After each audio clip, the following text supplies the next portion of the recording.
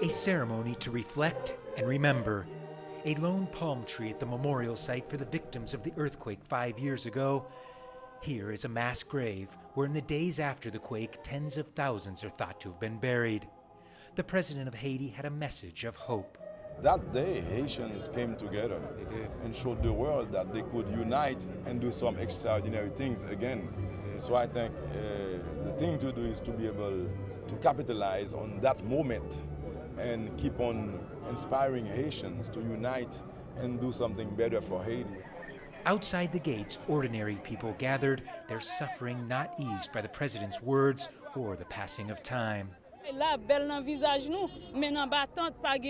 I lost 3 children in the earthquake.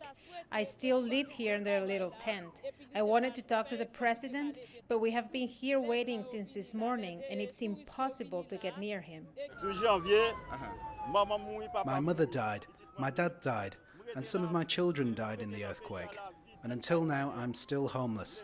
I'm suffering and hungry with my remaining kids. I'm a construction worker, but can't find a job. On another side of town, they gathered to remember the lives lost, the challenges ahead, tens of thousands of quake victims who remain homeless, the public schools that remain in disrepair, the main public hospital not yet rebuilt, temporarily forgotten. In the immediate aftermath of the earthquake, the international community pledged billions of dollars and maybe even no more importantly, promised to see Haiti through the entire reconstruction process. Nearly 5 years later, and most Haitians, especially the poorest who are still living in tent cities like this, remain deeply suspicious that those promises will ever be realized. Looming over the quake anniversary, anti-government protests in the past few days, and more promised in the days ahead. Parliament could be dissolved if its mandate is not extended, leaving the president to rule by decree. That is Haiti's political crisis of the moment. For now, at least briefly, time to set all that aside and reflect on that awful day in 2010 when more than 200,000 of their countrymen were killed.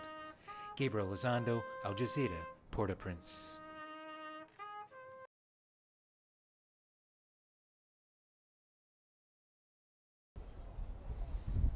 I'm Gabriel Elizondo in Port-au-Prince, Haiti, where 5 years after the earthquake, many Haitians are still deeply suspicious that they'll ever see all this foreign aid that was promised.